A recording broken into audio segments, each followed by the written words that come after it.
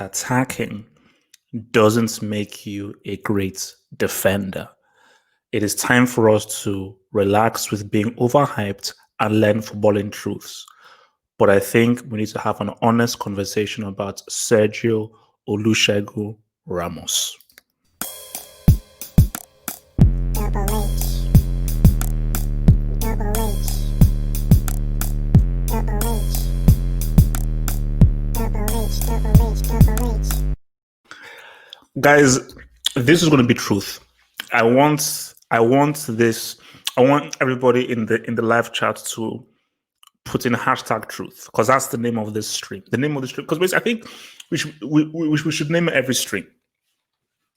Word of warning: I don't care about your feelings. I'm not here to make you feel good.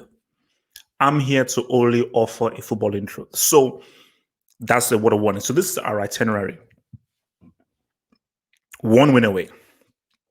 Liverpool are 2 points and 1 win away from the Premier League title. And we're going to discuss Liverpool, Crystal Palace, and also discuss Liverpool, the return of La, and also Trent Alexander-Arnold.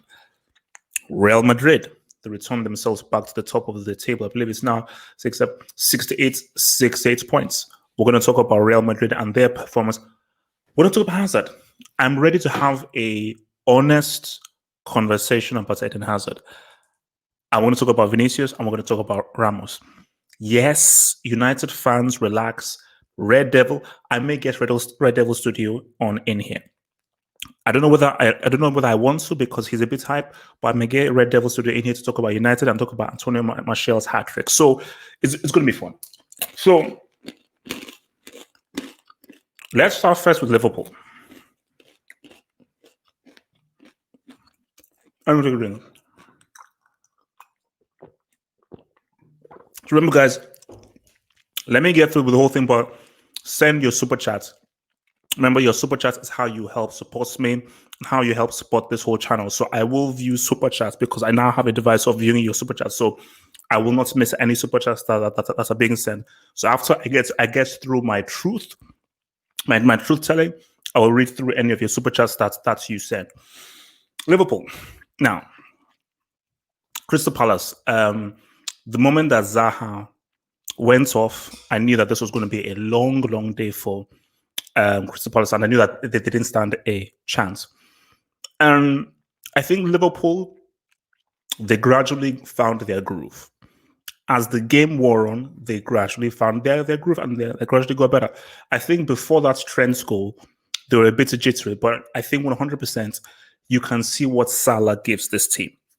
And I think Salah gives them a kind of attacking threat and incision, and the key thing, forward movements into the box that Minamino doesn't give. I think Minamino is much more of a technically based player who maybe really operates mostly outside of the box. I think Minamino may actually work better as like a number 10 rather than one guy part of the three.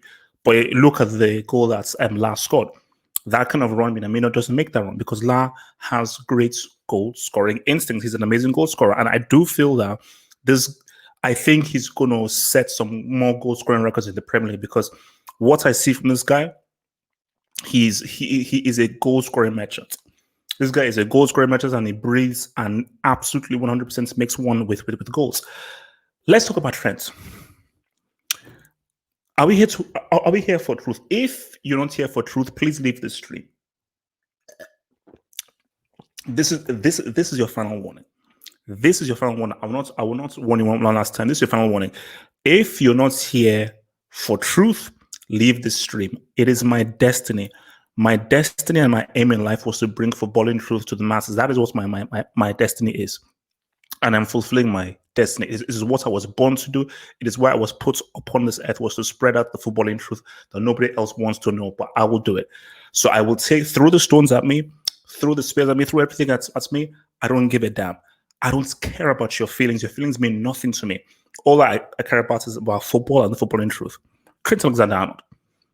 This kid has an amazing right foot. Superb. That was an absolutely outstanding free kick. Absolutely outstanding free kick. And this dude is talented. That right foot that this dude has is supremely, amazingly talented. And that's an outstanding free kick. of free kicks that he's so in terms of free kicks and crossing and so forth, dude had it all. How do you now go from great free kick taker, greater crossing, to one of the best right backs in the world? You're being blinded because you feel that because you're a Liverpool fan, everything you do is the best. I know you're hype. I know you're cool. I know you're on the cusp of winning your first ever Premier League title. We win multiple Premier League titles. We win multiple European titles. So welcome to the club. Now do it multiple times like your boys did. You have to just realize what it is. Trent isn't the best right back in the world. He isn't one of the best right backs in the world because defensively he's not good.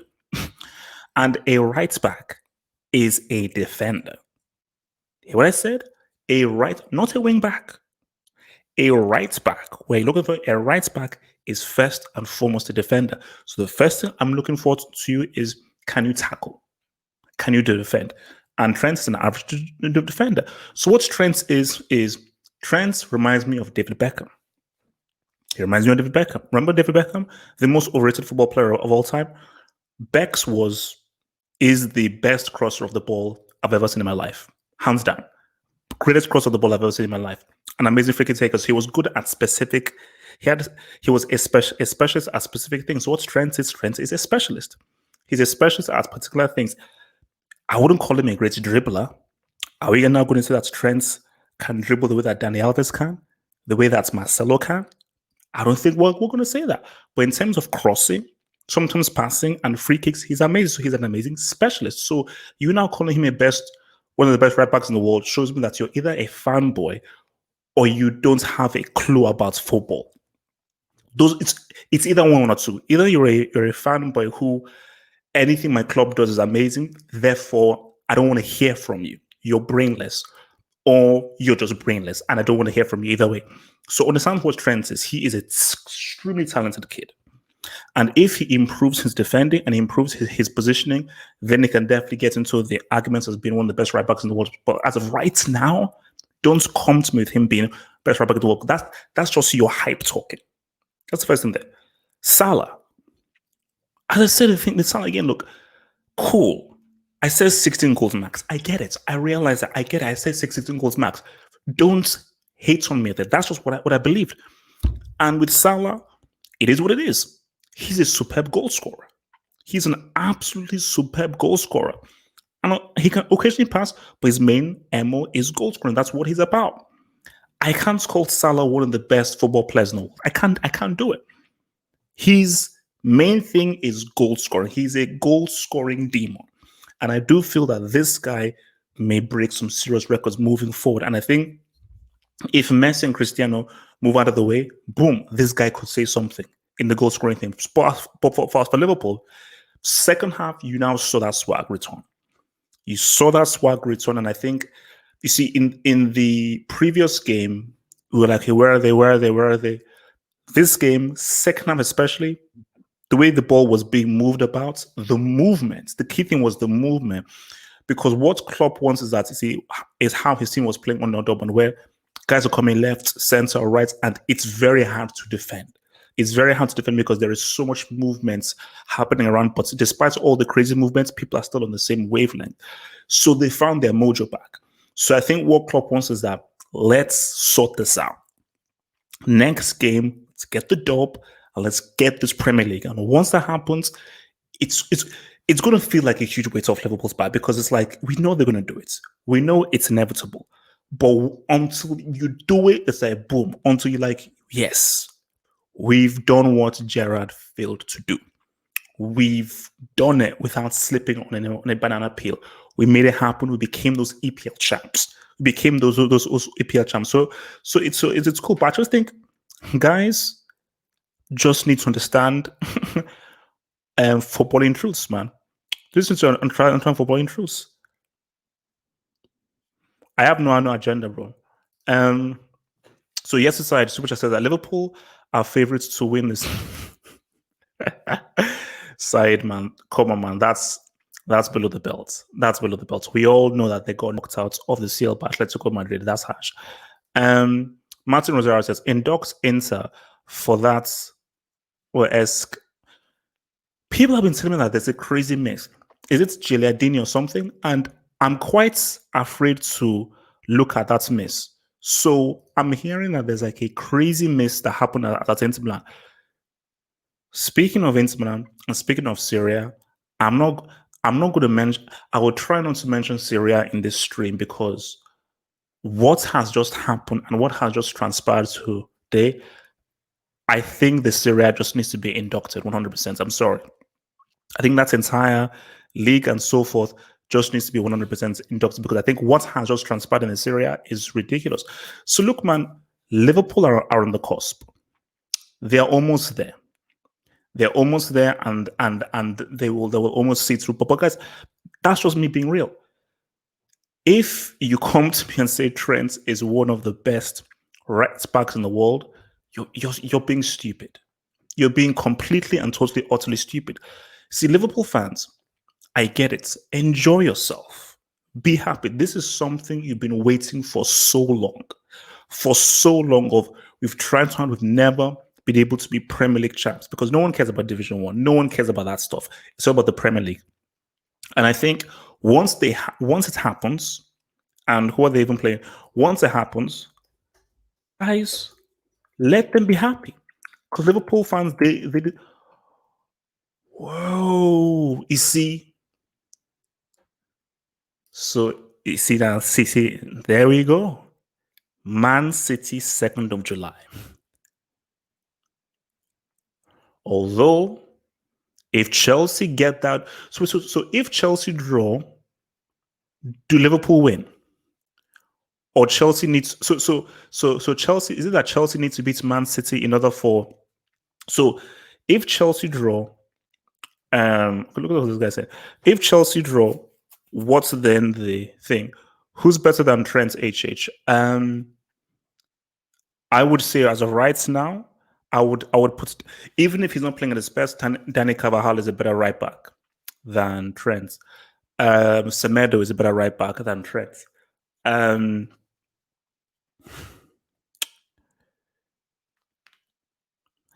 Wan-Bissaka, it's arguable because the thing with Wan-Bissaka is that offensively he's okay.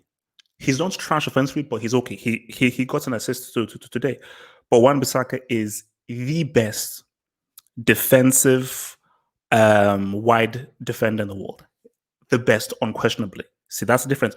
Trent is really good, pretty good going attacking forward, but at the same time, for me, Hakimi is better attacking than Trent is. For me, Hakimi is the best attacking because Hakimi is like he's like a Brazilian. Like Hakimi, he scores goals. Like Hakimi scores goals himself, like as an individual. Like just that Hakimi defensively in that good. Because the thing about a right back is how good are you defensively and offensively. But the key things that I'm really looking at how good you are defensively. Marcelo is my favorite player in the world. Marcelo is hands down my favorite player in the world. I have never opened my mouth to say Marcelo is the best left back in the world. Because as a left back, he's not that good because defensively he's haywire. But as a footballer, for me, I still say Marcelo is still today one of the best footballers in the world right now. So there we go, man. From JJ Samuel, thank you for the super chats, JJ Samuel. Could Klopp become a greater legend than Gerrard? He could.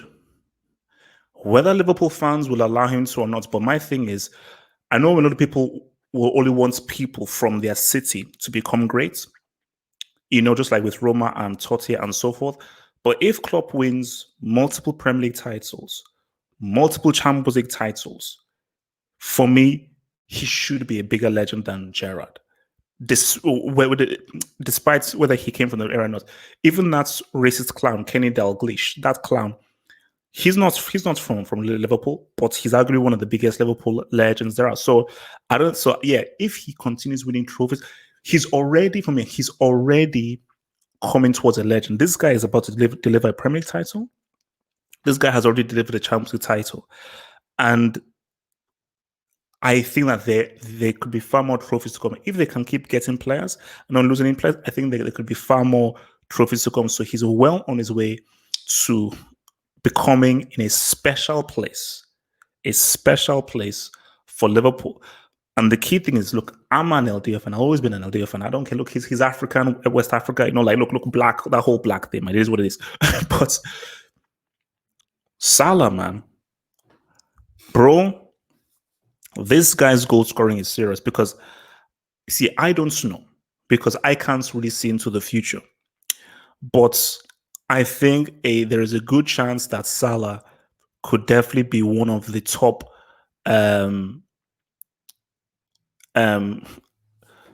top goal scorers that we've seen.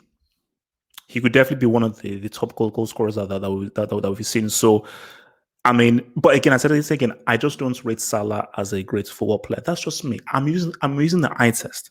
So this is the key thing. Salah, one of the best goal scorers in the world, 100%, and 100% he's world class. He is world class, 100%. I just can't put him as one of the best footballers in the world. Trent Alexander-Arnold is a specialist at specific things. He isn't one of the best right backs in the world. He isn't. I'm sorry.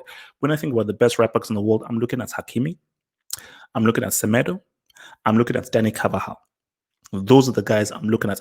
And when Joshua Kimmich plays there, I'm also looking at Joshua Kimmich because I'm looking at your defending and you going forward. I think with and also Wan-Bissaka. Because as a right back, the first thing I look at is how good are you defensively. That's the first thing I look at is how good are you defensively. You cannot be a great right back if you're not good defensively. You can't be. I'm sorry, you can't be. Hence why Robertson is much better in his position than Trent is because Robertson is a decent defender and is pretty good going forward. That is a footballing truth. There is no way to shape it. I don't care how much of a fan you are of it. I don't care whether you're a fanboy of Trent. That's just how it is. He isn't one of the best right backs in the world because he scores free kicks and he spams crosses. That's not happening. So look, I said, okay, Liverpool Man City, that's going to be huge. That's going to be huge. See, that would be a perfect way to clinch the title. Because it would have been nice if it was Everton, but Everton would never have allowed it. But if Liverpool can clinch it at the Etihad against Man City, so by beating your rivals, you win the trophy, that would be perfection. But City won't allow it. That's why that's going to be a very exciting game to watch because I know that City will fight with their very last breath to ensure that they don't get pimp slapped by homeboys. Okay, they're going to fight with the pimp slapped by homeboys. But look, well done to Liverpool. It is what it is. They will become Premier League champions, and I think that once they do that, sky's the limit. Sky's the limit. Now, let's talk about Real Madrid. Well, it's interesting. This guy HH needs to be cancelled. Why do I need to be cancelled? I don't want to ask why do I need to be cancelled? Just out of curiosity. Guys, like the vid. It only takes you a few seconds. Whether you love me or hate me, you know that you need this truth. You know that you need this truth because you know that there's only one guy on YouTube that speaks as straight as me. So like the vid, and even guys who dislike the vid, come on down, because I'm about to go deep. And I'm about to anger a lot of people right now because I told you guys I've changed. This is a real issue because guys, Ogril is coming soon. Ogril is coming soon. So guys, once August comes, nobody speak to me. I don't want to hear from any of you people. When August comes, I've changed. I will become so arrogant. You think I'm arrogant now? I'll become so arrogant come August. You will hate my guts come August. You think I'm bad now? So let's get real. Real Madrid. I am slowly coming around to Vinicius. This kid is something. He still is not there yet. But this Vinicius kid, as I said again, remember when I think someone asked me on yesterday's stream, who is better, Ansu Fati or Vinicius? I said that Ansu Fati is the better player. Vinicius is more dangerous. Vinicius is it. And the thing about this is that to win a game, you don't necessarily need a technically proficient player. Because whenever I say, oh no, this guy's a better footballer than the other guy, here's what it is. Great footballers don't automatically win you games. Effective players do. I wouldn't call Gareth Bale a great footballer. Naturally, he is super effective. And the thing with Vinicius is he's a pretty good footballer here, but he's extremely dangerous and very effective when he wants to be. And that G that is going, and even just his overall play, this guy is almost single-handedly clutching it off for Real Madrid.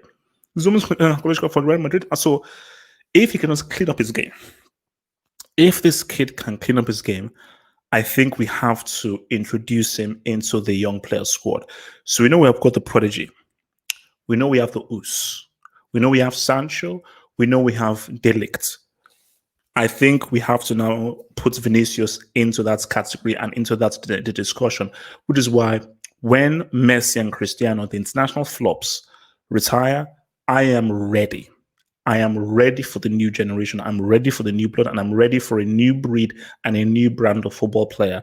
And I think Vinicius is going to really do some exciting things. And Real Madrid are lucky that they have a Vinicius, and it's making Barcelona look real bad. Hazard. I've not yet given up on Eden Hazard. Any player that does what he did for Chelsea, leading them to a European crown, I will not give up on him. But I'm worried. Guys, actually, this is the truth stream. I warned you, told you at the beginning, this is the truth stream. I'm here to give you truth. Eden Hazard, I'm worried. He looks leggy. He still looks slightly overweight. So I'm like, I don't know what's happening. And I don't know whether Zidane has too much of a laissez-faire attitude or something, but for Zidane, this guy is looking a bit heavy. He is waddling and he's wobbling around. It doesn't look good. It doesn't look clean. So I am worried for what Hazard is looking at. But I believe in him. I still believe in Hazard. But if Hazard keeps on looking like this, lackadaisical, I think we will have to induct him. Right now, he might have to be put under review. He may have to be put under review. He might be under review. I told you guys, the Brick Academy does not discriminate. It doesn't discriminate. And I don't want, because Hazard has never touched the Brick Academy, I don't think. He's never touched it. So, but if this guy continues just to have these performances and doesn't lose the weight, I mean, it's out of my hands. It's out of my hands. Let's talk about Sergio. Now, let me just get another footballing truth here. All because Sergio Ramos scored that superb free kick, and that was a superb free kick by Sergio Ramos, it doesn't mean that he's the best centre-back in the world. No, it doesn't mean that. Because, again, if you're a centre-back, the main thing is the defending. Now, this is where Ramos differs from Trent.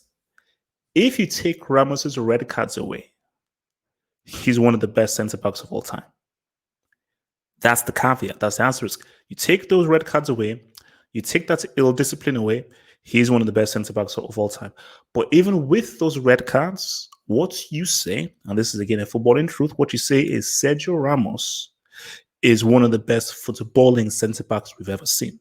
Similar to the way that Beckenbauer redefined how we viewed centre-backs and how a centre-back can play the game.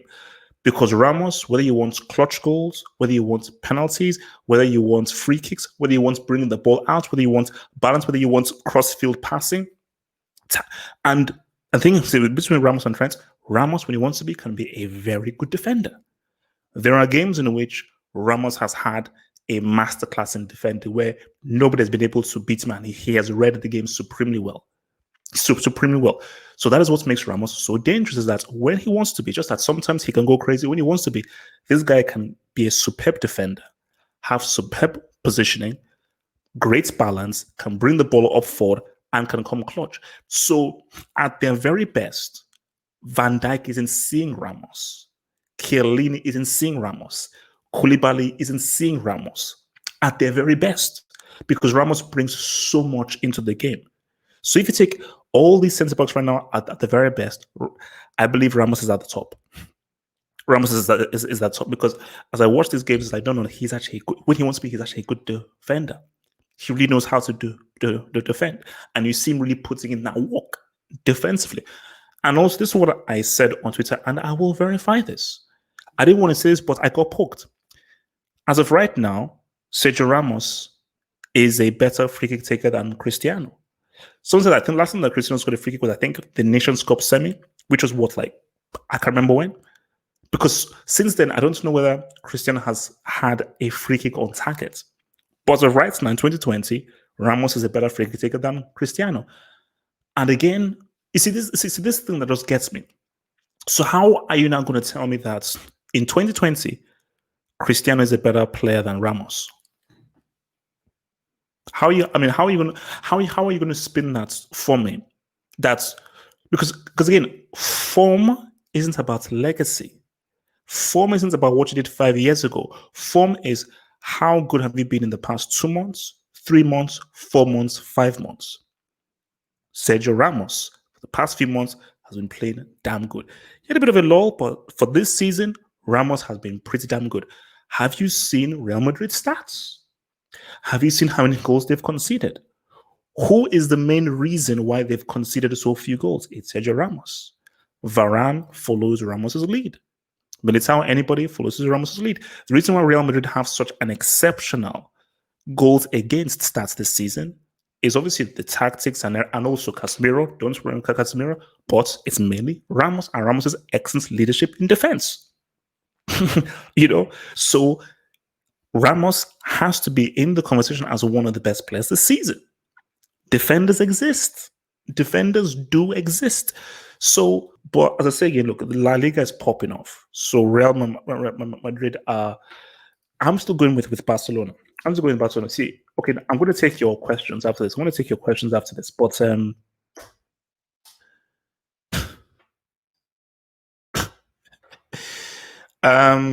you see this just sickens me. This sickens. This is sad, guys. This is sad. What is this? What is this? 10 in a row. 10 in a row. But do you know why I'm so angry? I'll tell you why I'm so angry.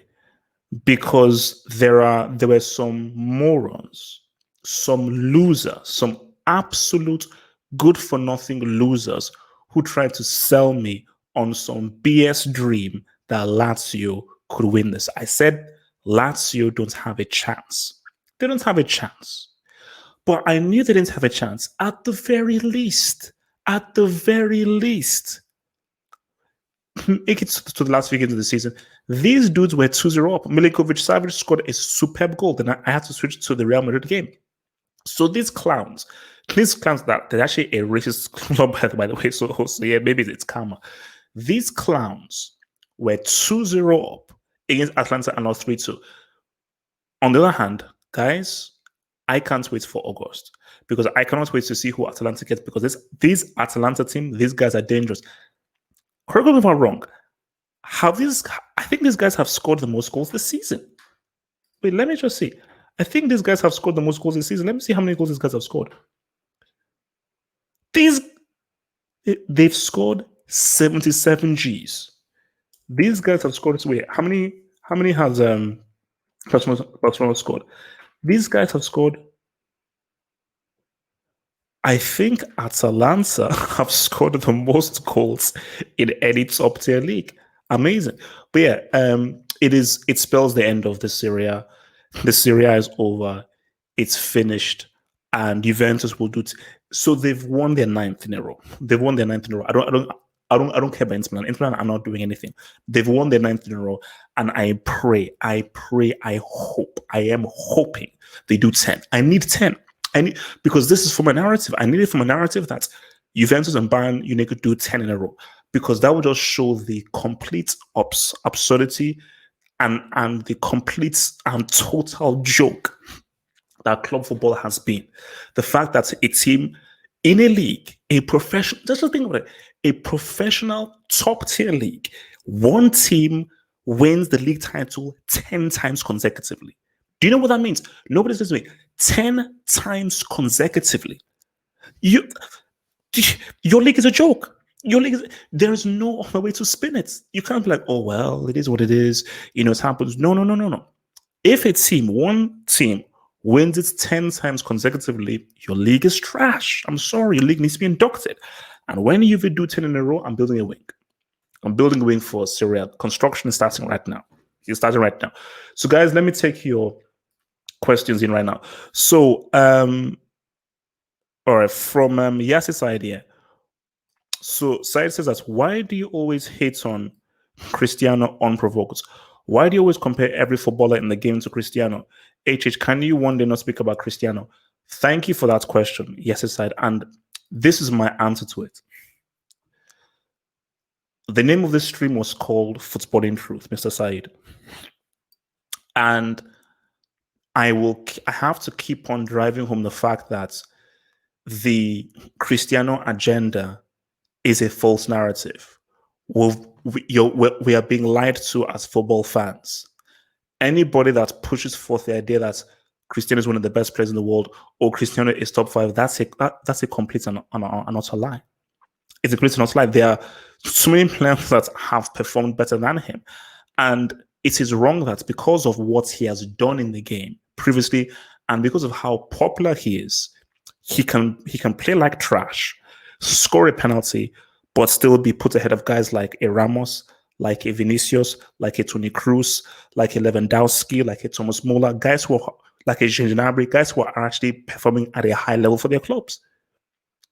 So that's what I don't get. Like, is this about form or is it about legacy? If it's about legacy, then where's the fun in that? Then there's no point in even saying anything. Form is how well did he play last week? How well did he play the 2 weeks before? How well did he play 3 weeks before? So form is how well are you playing now? So the thing is, because you're popular, you therefore just have this God-given right to be top 3, whatever. No. You've got to end that right. Every single week, Messi shows you why. Yeah, this guy's the best in the world. Turn on the TV, turn on anything. Watch Messi's last game. Be like, yeah, this guy's one of the best players in the world. He keeps reminding you that nobody is doing the kind of stuff that he's doing by himself like that. You turn on anything, think of Cristiano, like, wait, what is this nonsense? It's nonsense. So that's why I'm bringing up. So guys, I'm going to open it up for you guys, man, to bring in the whole thing, man.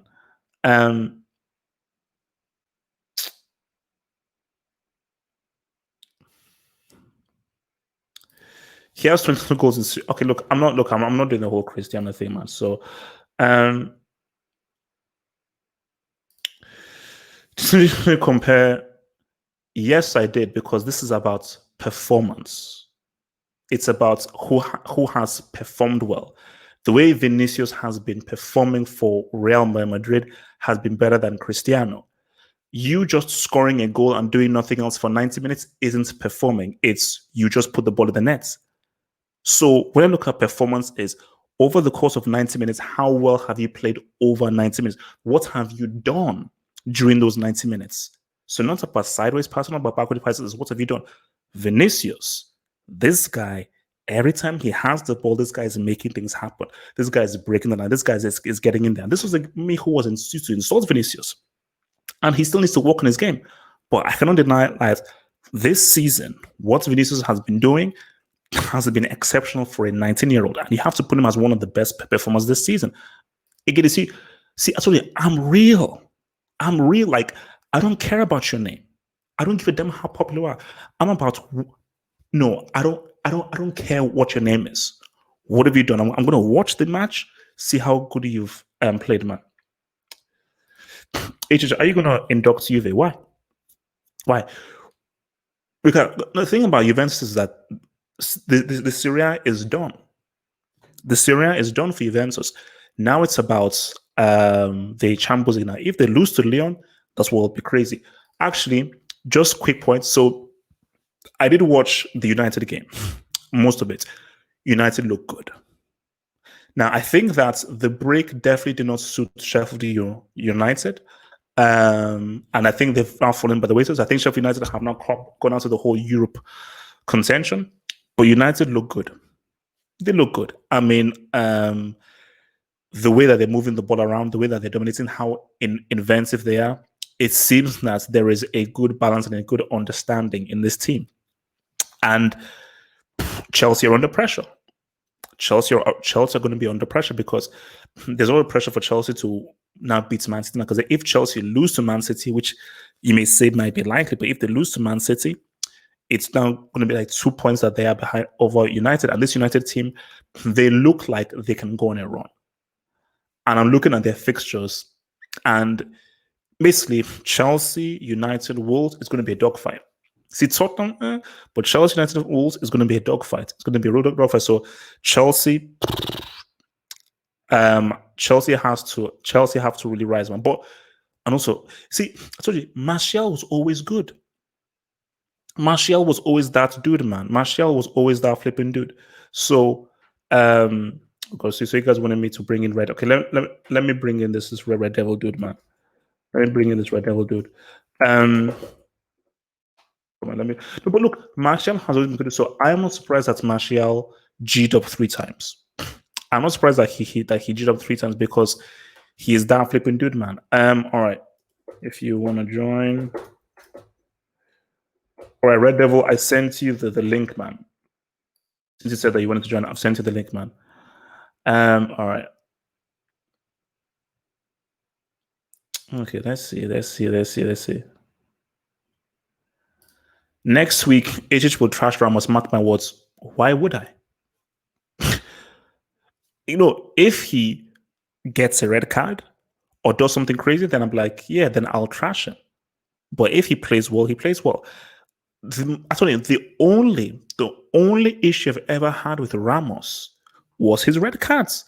I think they said that he's received the most red cards he's received the most red cards of any player in La Liga, I believe. Now I don't know how many red cards he's received, but they say that he's received the most red cards. That's what the commentator said. That's just the worst part of his game, are his red cards. But again, it's like no one is perfect. If he didn't get red cards, oh my gosh, he'd have to be one of the best centre backs we've seen, specifically because of his footballing talents. Because Ramos, in terms of being a footballer, is ahead of a John Terry, Nesta, Maldini. Just I'll probably put him ahead of Desai. I say him and Rio are similar, but like Ramos is that dude. Ramos is that dude. Okay, here he is. Mr. Red Devil. Yeah. Okay, look, before you go, let me just hit this other super chat, man. Let me just hit this super chat from this guy. So from Gatlusa, will it be funny if MU and Wolves pass champion Chelsea and Leicester? Gatlock, it wouldn't be funny. So maybe you'd laugh, but I wouldn't laugh. So don't put any of that nonsense into the universe, and I rebuke that crap ever happening. So please take that back. He makes a good point though, because Leicester City. Like, wait, easy. Wait, let me just do this quickly. So from Ms. B Nation, would you take Martial or Greece for France? If I'm Deschamps, Griezmann. If it's me, Martial. Griezmann works well for what Deschamps wants, but I personally, for me, would change the system that would cater more for Martial. From Said, I was talking to my bro about Chelsea, and the key to tomorrow's game against City is Pulisic. Pulisic, Tammy, and Abraham. I feel like Lamsa will play Giroud. Okay, no, to put briefly, we may talk about that. Is Chelsea can beat Man City because how you beat Man City is you have to play progressively, like Wolves, like how United did. I think the key thing for Chelsea is they don't make any defensive mistakes. If they don't make any defensive mistakes and they play their game and they really try to attack the space that City have, and they really try and exploit those key spaces, and they time their passes well, Chelsea can hurt Man City. You don't beat Man City by being a defensive team that is afraid to attack. You have to attack them and fight fire with fire and force them to defend. So as long as they don't make any defensive mistakes, they don't concede early, Chelsea can get that ass. So Red Devil Studio, how would you then review this game against Sheffield United? And Red Devil, can we just be real? It's Sheffield United. It's Sheffield United. It's Sheffield United, so please. Sheffield United to what, 7th or something in the league or something? So what's going to say about the rest of the league? You know what I mean? So this isn't. I mean, let's be real. Like before the break, Sheffield United were. I think the break has really affected Sheffield United. So I think if we played them before the break, it probably would have been a bit tougher. It probably didn't help as well that Dean Henderson couldn't play because he wasn't eligible because he's obviously from loan from Manchester United. I think their other centre back Ogden got a red card from the previous Newcastle game. That's why, to be honest, going to them, I was fairly confident. They were slightly weaker, and frankly, if Newcastle could beat them 3-0, I bet with 10 men, then why couldn't Manchester United? I think the positive thing for me about this game was not so much even the sort of the result, but was the team that Solskjaer picked. I think that when you look at the starting 11 that Solskjaer picked, I think there's no aside from no. I don't say listen. Listen, not me being biased. I think Igalo should start. I think Igalo should start, but Marshall got the 3 goals. But I still think that Igalo is a really, really good player in terms of that striker role, though. So no, I don't disagree, and I think that I think on the weekend come Norwich, I think that Igalo probably will start. I mean, well, he should anyway because we need to rotate players. So I'd expect him to sort of start there and maybe make a case for himself. But the most important thing about this game was the team selection and what Ole Gunnar Solskjaer was going to pick. And by and large, I think 90% of Manchester United fans would agree, plus or minus Eric Bailly instead of Lindelof, they would have agreed with that selection.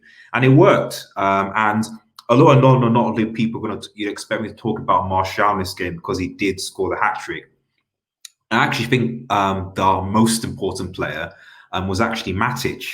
I think if you remember what I said on the stream with the Hangouts a few weeks back, I was sort of saying about the idea that the type of player Matic plays in terms of actually protecting obviously the back four, but also making intelligent and proper passes. If you watch the game in particular, that is essentially what he was doing. The defense really didn't have much to be too concerned about, but his intelligent passing, in combination with Pogba and Bruno Fernandes, was actually key for a lot of our attack. And the difference between him and say Bruno and Fred is they don't really know how to do that. And very often, if you play Bruno and Fred Fred and McTominay together, they won't be able to make those intelligent passes or see those passes, and the play ends up breaking down. It gets static and sideways. It doesn't work. So Matic playing that pivot role is actually very, very important for Manchester United. And it means that likes of Pogba and Bruno can go forward and don't necessarily have that responsibility. Pogba was playing a bit deeper, but he was able to carry the ball and be creative in that respect. So I'm gassed at the end of the day, and I expect City to beat Chelsea tomorrow. I mean, let's be real, HH. It's their defense. So why do you expect? Expect is a very strong word. Why do you expect City to beat Chelsea tomorrow? Why do I expect City to beat Chelsea because one, their actually defense is actually a lot more solid than it was before the break, especially with Laporte sort of coming back. So from that point of view, I don't think they'll sort of struggle. I think the Aguero injury is a miss, although if you look at the Burnley game, Jesus is still there, but Jesus is still. And Aguero has been a flop in the Champions League. So what's the difference? It's not really, and if you have Kevin De Bruyne and Sané still on the field, Sterling if he's on form, even Phil Foden, to be fair to him, he actually played okay against. I know it was just Burnley, but he actually played all right. So someone who's not been played many games, and okay. So I think for me, the thing with Chelsea is that I know you beat Villa over the weekend, but that attacking threat, it's still not there. I think you could create a lot. You've got the sick is coming. The sick, the American Eagle. Pulisic. Well, you better start Pulisic. But even with Pulisic, I just feel that the finishing needs to be better. And I think if that's going to affect Chelsea, it'll be that. Not that they won't have the ball a bit, but I think that they just don't have the same clinical finishes that Manchester City have. All right, so actually, wait, let me just hit some super chats that I missed, and then we'll take more questions. So from Stodge XP, Haaland is better than Bissaka technically. Hashtag racism. What? I don't really get it. What is I don't get that. Okay, from Brian K002, HH induct Martin Tyler. He needs to retire. No. I think Martin Tyler is a bit of. I think he's a bit of a waste because I think he seems very old school because he basically he still makes this whole PNP pace and power comments. So I think he has become slightly relevant now. From Martin Rosario, I bet this is something. I dare you to say Fatsad is better than Cristiano in 2020. LOL. Go on.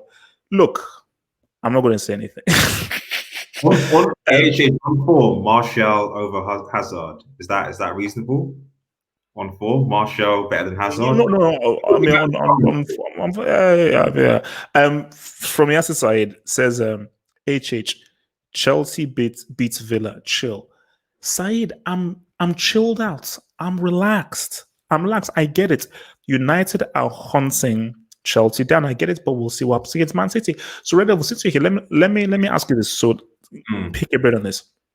Trent Alexander-Arnold. Now, this has been my assessment that he's a specialist, a really good free kick taker, a very good crosser, but you can't call him the best right back in the world. And I think him being called the best right back in the world are understandably very hyped up and overexcited Liverpool fans. So where would you view a Trent Alexander-Arnold? Is he the best right back in the world because he scored that free kick today? I just think that, like, I mean, it's all that goes back to what people's interpretation of game is. But I just feel that the position right back, because you say, oh, modern is the modern that, but I still think that you have to be good defensively. I just think that has to be the bread and butter of it, and partly because I think being a defender, that's something that you have to like learn in terms of like the technical, like it's like Trent Alexander-Arnold has like a lot of pace going forward. He can do that and he can do his crossing, but there'll come a point when he doesn't have that anymore. And so when he doesn't have that, does he still have, I'm not saying he's a terrible defender, by the way, just in case Liverpool fans can't say I'm saying he's not a bad defender. What I am saying is that will he have, when he loses the pace, when he loses that ability to go forward, or when he comes up across against a pacier back or whatever, will he have the intelligence to be able to be disciplined, to go back and to actually defend, to make up for it?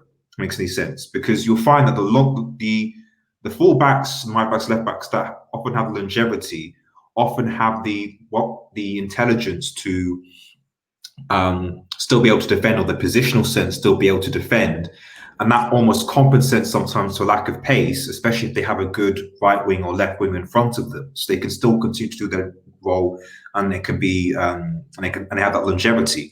My fear of like a trend is that what happens when he loses that burst or that pace or going forward, etc., running out. And we could continue to defend and do all the stuff, yeah.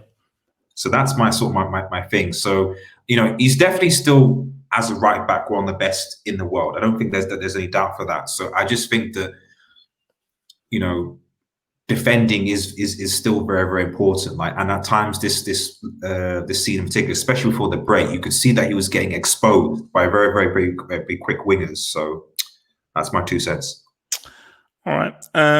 Says Ashid, who do you think can win the Super League if it existed? Love your channel. Thank you for the kind words. Thank you for the kind words. Hard to say, but if I was to you know, spitball and everything, and I'll probably ask Red Devil. You've got to look at Bayern Munich, you've got to look at PSG, and perhaps even Real Madrid. With Barcelona, will they be able to consistently be able to get those points, being overly reliant on Messi? So this is just taking every team as they are right now. So as they are right now, I think the team that would do really the best, I think, would be Bayern, PSG, and Man City. I think 3 of them would do the best. So if I have to pick one, probably Man City. Probably Man City. What about you, Red Devil? If there was a Super League now, who do you think would win it? I mean, Bayern look good, don't they? So Bayern Munich is certainly a shout. Oh man, if that was a Super League, yeah, I know it's difficult, but I've got to say Bayern. Actually, I think I've got to say Bayern. I think that they certainly look like they're quite solid. We know that the issues I see, which is why I'm so hyped for Ogril, aka August, is as good as the Bayern Munich have been. You know, and look, Chelsea, we're a team in development. We've not seen Bayern face PSG. Yeah, we've not seen Bayern face Juventus. We've not seen Bayern face Barcelona. So, and remember, they are facing guys in the Bundesliga who they are just far too superior of. We will know how good Bayern Munich truly are when they face someone on their level, like a PSG, like a Barcelona, like a Man City. Then we'll now know how good you really are. Until then, we have no idea how good Bayern actually are. That is true, but I think that it has helped, probably has helped Bayern that the Bundesliga obviously started earlier. So, for example, my obviously thing with PSG is that they're not going to play any games up until the Champions League. What do you even expect from a PSG team? So Bayern Munich, let's say Bayern draw PSG, I would expect Bayern to be favourites just for the simple fact that they played multiple games, all the players are fit, they're sort of rusty versus a PSG who will just turn up and then you expect them to win the game in 90 minutes. They still might, but I just think the advantage would go to Bayern. Wait, actually, quickly, and then I'll take the super chats. So, if Chelsea draw tomorrow, do Liverpool win or Liverpool now just need 1 point? No, don't they still need one win because they drew against Everton? Well, someone says I think they need 2 points. So what basically whatever happens, if they beat Man City 2nd of July, they win. Yeah, And I believe that's the 2nd of July, then they win. And I think if Chelsea beats Man City, they win. Yeah, exactly. If you beat Man City, then Liverpool have the title already. Yeah, that's no doubt. Yeah. So basically, I don't know what a draw does. So from Andrew says that Trent has defended Neymar, the Us, and Sane. Yes, but we have to look at not just isolated games over the course of a whole season. You see, as I said again, even if Carvajal is not as good as he was, because for me, I would argue that Carvajal has been the best right back of the last 5-6 years. So this is obviously when Dani Alves sort of went into decline. Last 5-6 years, Dani Carvajal has been the best right back. Just as after he had his operation, he then went down. But like this season, see, when you look at Dani Carvajal, he is a very, very solid defender. He's extremely hard to get past. And he's also very good at bringing the ball forward and putting in crosses. So when I look at it as a right back, it's the balance of your defensive duties and your offensive duties. It is the balance that is very key. So for Trent, he may have defended those guys, but and also Neymar plays a free role. Also, the PSG talks about the PSG thing. Like he does realize that like they still conceded 4 goals against PSG when I think Liverpool went head-to-head against PSG. So the whole Neymar situation. I'm not saying that again it is bad, but I'm just sort of saying that like when you're saying that, it's like they conceded 4 goals over 2 in the group stages. Oh, okay, actually, that was a question. So if Chelsea draw, Liverpool win. If Chelsea draw, Liverpool win. Yeah. I think that's what guys are saying in the Chelsea. It's going to come down to the City. City. So look. So actually, no. Wait. No. Actually, no. If Chelsea win or draw, we should have half the trophy. No. I don't want it. No. If Chelsea, if Liverpool, based on all the insults you've thrown at me, all the abuse. If Chelsea do you a favor and actually win it for you, Chelsea are half champions. No.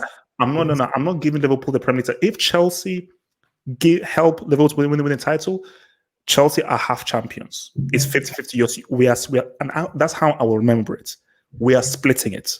So you best hope that Chelsea don't win tomorrow, because if we win, I will push that narrative 100%. And you know how good I am at pushing a narrative. We are half champions. As it says, HH, what do you do if Chelsea gets lubricated? Okay, Red Devils Studio. Let's be real right now. How do you think the game will go tomorrow? I think it'll go like this. I think that there'll be cage at the start. I think Lampard will try and be quite progressive, and I think Chelsea will actually be in the game like for a fair bit. But I just think that as soon as Man City start and they get their groove, I expect Kevin De Bruyne to make a ridiculous pass to unlock Chelsea. And I think as soon as Man City score their first goal, for me, I think that's game over for Chelsea. Just because I just don't think that they have the quality in terms of just up front to really put the pressure on the City defenders, in my opinion, anyway. So, like Pulisic, when he came on again, but it was against Villa, and I mean, who would be Pulisic be going up against? Walker or? Because Walker, because he plays on the left. Yeah, so I'm not saying Walker's had his fantastic system, but I think he probably would still be able to deal with Pulisic. So I don't know. I can't see where Chelsea are going to score their goals. Is basically what I'm saying. And I think City's defense is better than it was before the break. Yes, I know they've just played Arsenal and Burnley, but they look very convincing in both of those games. And this whole idea of, they're not going to be professional, they've already they know that they've lost the league. I don't get that impression from them at all. I get that they want to be professional and win games. So I don't know. I think it's going to be a lubrication because it wasn't lubrication last time. Give me a score. Give me a score. Give me a score. 3-1 to Manchester City. Whoa! Ouch! Ouch! Ouch! Ouch! Is that Ouch, ouch, lubrication? ouch. So from that, says that Trent failed against Neymar and Sane says a lot.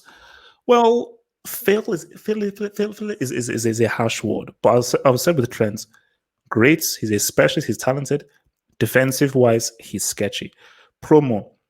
Name a goal that came from a cross today. I'll wait. So what is this in reference to Trent? Or I don't wait. What is this in reference to? Promoters? What's this in reference to? Name a goal that came from across today. So you have to tell me what's that's in reference to, bro. Okay, sorry, go for it. Yeah, I was just saying that. Like, Wan-Bissaka does that count as a cross? Wan-Bissaka's cross to Martial for. Yeah, I mean, okay. So okay. Let me come to you now. So, are you still? So where did you say United would finish this season? Were you saying third or fourth? I said fourth. So I actually said that. I think did I go the conservative? I can't remember why I said Leicester would still be third, but United would pick the fourth spot. Or Chelsea will be fifth. Or no, or I think I think I said. Did I say Leicester will jump out? I either said that it would be Leicester United or that Manchester United would finish third and Chelsea would finish fourth. I think I went for one of those two scenarios. I think it was the second one. I think United were going to finish third and Chelsea were going to finish fourth. Okay. Says Halfhope, you're deluded. You said Trent Alexander-Arnold is not better than Carvajal and Semedo. He isn't. As a right back, he isn't. He's a better crosser and a better free kick taker than Carvajal and Semedo. But Semedo and Carvajal are better right backs, which means that you are a defender first and foremost who can also attack. Right back. I don't know how many times I say this. Right back. You scoring. Wait, Red Devil. Is it that people can't understand English or something? Why can't people understand that you've been able to score free kicks and score goals and cross doesn't mean that you're a great right back? What? Please help me understand. Why can't people understand this very simple truth? The other thing people get is that, like, the thing with I see with Trent is that people need to understand that he's obviously Van Dijk is in that defense. Like, so there is a lot of organization with Van Dijk, so trying to get him into position and stuff. And you can see it. Like, Henderson as well is being told still where he needs to go in regards to position, etc. So if he's not being told, he can be suspect. And not to Wan-Bissaka obviously represent United here, but like you don't see that. Like, I've never seen Harry Maguire go, Wan-Bissaka, go and make that tackle, go into that position, etc. Like, he instinctively, yes, you could argue that might because like he gives the ball away after talking about that, but like he instinctively knows when and where to make the tackle. It doesn't necessarily have to rely on communication from other people to do that. And I think that's also very important as well. So yeah, that's just a point. So this is interesting. Now, I don't know how much truth there is here, but this is interesting. So Pep said he will play reserves against Chelsea in his press conference. So City, I think, play on Saturday in the FA Cup. The Champions League is in August, but they play Saturday in the FA Cup. So if Pep wants to play reserves against Chelsea, effectively giving up on the game and focusing on FA Cup, would that be bad sportsmanship? Or would it be a case of these guys are going to win anyway? Let's rest our guys for a trophy we know that we can win, which is the FA Cup, and forget this trophy that we know that we can't win. That's very odd. I think. There's two ways of looking at this. It could either be, if we're talking reserves, are we talking like bench players? Because the bench, it's still pretty good. Like Bernardo Silva, Phil Foden, etc. But no, Like, no, no, no, true, no, true. But if he's resting like De Bruyne, stealing like the real heavy hitters yeah. for their FA Cup game, I think against Newcastle, that's a big deal. I mean, I still think it would be tough, but I do take your point. I think it would be a bit. I don't know. That's strange because for me, if you're Manchester City, you could still like. I remember like when City, where when it was 2 seasons ago, where they were playing Manchester United at the Etihad, and of course United were nowhere. I think that was the year where we were second. We're nowhere near. We were gonna get the title, but we just. If the City had won, they were going to beat They were going to basically clinch the title then and have beaten Manchester United. And obviously, we weren't going to allow it to happen. And Pogba did his like a double brace goal, and we didn't Oh have yeah, a hand. yeah. I'm watching now, yeah. So for me, like it is about like if you're the integrity of your team. If you generally want, yes, you can concede that you've lost, but you still have to go down fighting. And potentially, this could go down to Liverpool. Coming to the Etihad, and you want to show it's like it's a statement. It's sort of like, listen, even if you will still win, like we're still around. We're still around. You know what I mean? Okay, but then if you let's say I'm looking at it from Pep's point of view, okay, yes, we're still in it, but it's 20 points. It's crazy, and I have a genuinely strong case to keep players in because remember. Games are coming thick and fast, thick and fast, thick and fast. And I have a great chance to keep my players fully refreshed and fully rested in this hectic fixture schedule so they are at their very best for the game on Saturday in the FA Cup, a trophy that we want to win and we know that we can win. And the thing is as well, as in fact, Mo Wada actually, I've just read his comment, he's actually made a good point, is that like, if City do that, they're going to have to give a guard of honor when Liverpool come to City. So do they really want to do that? It's like, we've rolled over. We're just going to have to, if they leave it till the City game, they won't have to do that. But then they're actually going to have to give a literal guard of honor because they would have essentially handed the title to. And it's Newcastle, for goodness sake. Well, I say that Newcastle actually doing quite well, actually. So maybe it's not just Newcastle. And I think they've already taken points of City this season. So now, this is interesting now. So, HH, what do you think of Thiago to Liverpool? And I believe so. I was reading, so I think this was on Bleacher Reports that Thiago Alcantara, I don't know whether he's unhappy or something, but he wants to leave Bayern and he's linked to Liverpool. Now, first of all, Bayern losing Thiago Alcantara, that's a huge loss because there's no one in the Bayern team that can do what Thiago Alcantara does because Goretzka is an attacking midfielder. What's it called? The French that I've forgotten his name is average. Javi Martinez is obviously getting older and everything. More as an attacking midfielder, so they don't have a central midfielder who can keep the ball and has the great kind of footballing IQ that Thiago Alcantara has. So that's crazy loss for Bayern. But for Liverpool, if they were to buy Thiago Alcantara, now I think I remember in Barcelona, Thiago Alcantara actually played higher up the pitch. So he was actually much further in the final third for Barcelona as opposed to him being a central midfielder for Bayern. And I actually think that he's maybe a bit stronger higher up the pitch rather than being the disciplined CM. So if Liverpool were to get him, Klopp may turn him into his number 10. The elusive number 10 that he's been looking for, because as good as Liverpool, I think they're still missing a guy from midfield who can really create and pass, because their midfield three is just very industrious. There's no swag there. They're missing a lot of swag in that midfield three. So maybe Thiago can bring that swag, into the whole thing. So what would you think of Thiago Alcantara to Liverpool? Oh, so that directed to me, is it? Yeah. Isn't this story there's a good guy I know that I follow called Bayern Now, actually. So he covers the story. So check his channel, actually. Bayern Munich and some fan, and it seems from what he tells me, like it seems that this Thiago seems to fret. He's almost leaving every other season, if that makes any sense. So while I think it would be. I think the two things are like, one, will it actually happen? I'm not 100% sure because, like I said, he seems to sort of do this almost every other season. That's because he wants to get a deal or what have you. And the other thing is that do Liverpool, who because Bayern aren't going to sell this guy for cheap, and Liverpool couldn't fork out 40 million for Timo Werner, even though they wanted him.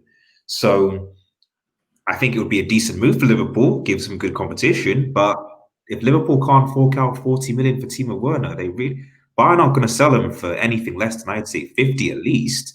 So So do you think that they'll be able to even afford it? yeah, I just don't. I don't actually know who Liverpool actually are going to sign this summer. I mean, Liverpool fans, tell me in the comments, is there anything that you're signing? Yeah, no, because I say, look, I mean, yeah, people, Liverpool fans in my comments, who are you going to sign? Because you've got to sign someone. You can't go into next season with essentially the same team.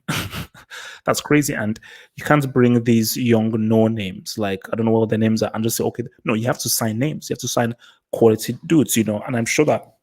I mean, they did that. To be fair. Sorry, Who did they actually sign the start of this season? Who did they, aside from the Minamino guy who came in January, who did they actually sign at the start of the season? I can't think of anybody off the top of my head that was new that came to the squad.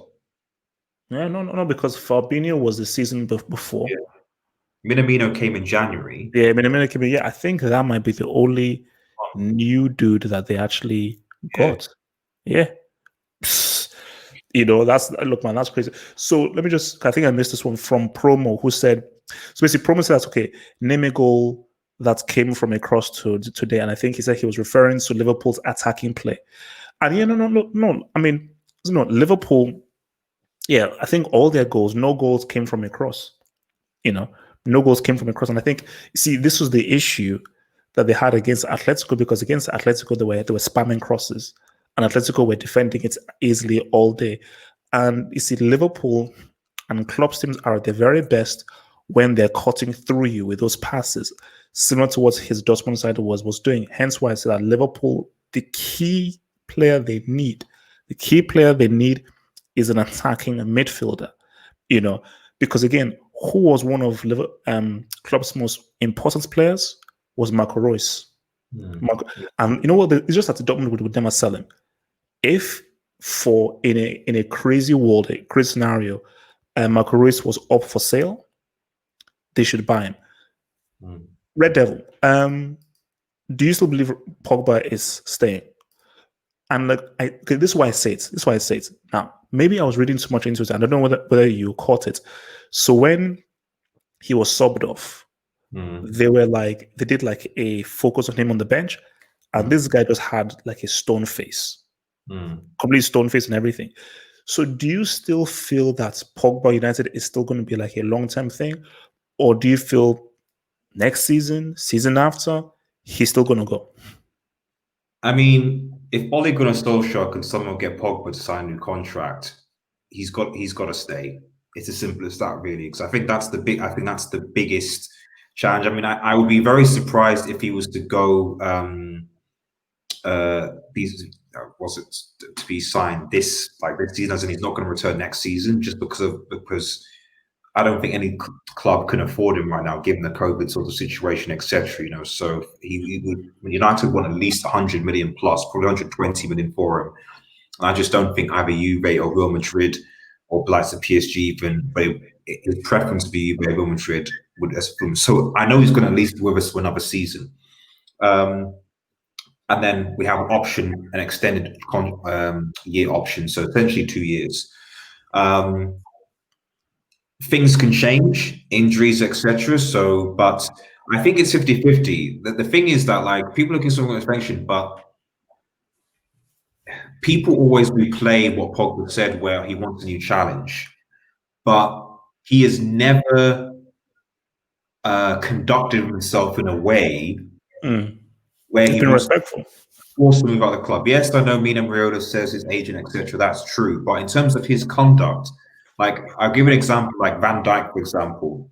When Van Dijk wanted to go to Liverpool, people forget that he actually refused to train, refused to turn up. He wanted to force Liverpool move out by doing those things. Dimitri Payet, same thing. He just went on strike, etc. until he forced to move.